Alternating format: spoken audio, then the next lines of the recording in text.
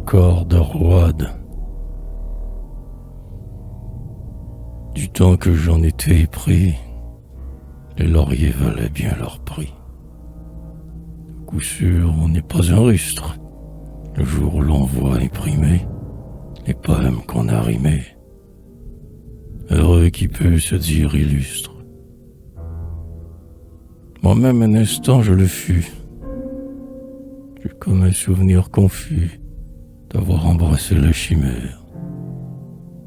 J'ai mangé du sucre candy dans les feuilletons du lundi. Ma bouche en est encore amère. Quittons nos lyres, les râteaux. On n'entend plus que le râteau de la roulette et de la banque.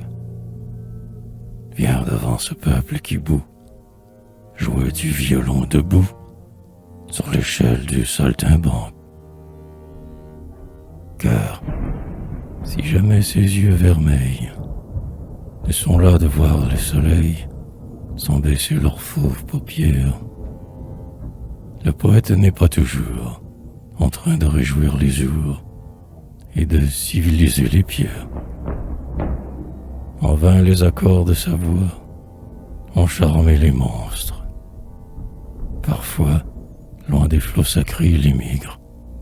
Là, sinon guéri de prêcher, l'amour aux côtes du rocher et la douceur aux dents du tigre. Il se demande s'il n'est plus, sous les vieux arbres chevelus, cette France que nous sommes, de l'océan au pont de quai, un déguisement sous lequel on puisse parler à des hommes.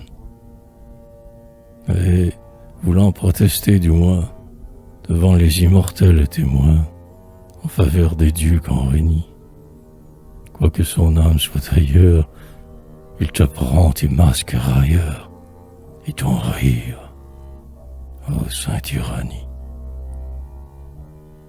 Alors, sur son triste haillon, il coud des morceaux de paillon, pour que dans ce siècle profane, fût-ce sans manière de jouer, on lui permette encore le fouet de son aïeul Aristophane. Et de nul lieu on l'aperçoit en souliers rouges, mais qu'il soit un héros sublime ou grotesque. Oh mais qu'il chasse au vautour ou qu'il daigne faire des tours sur la corde funambulesque. Tribun, prophète ou baladin, toujours fuyant avec dédain ces pavés que le pas s'enfoule, il marche sur les fiers sommets, sur la corde ignoble, mais au-dessus des fronts de la foule.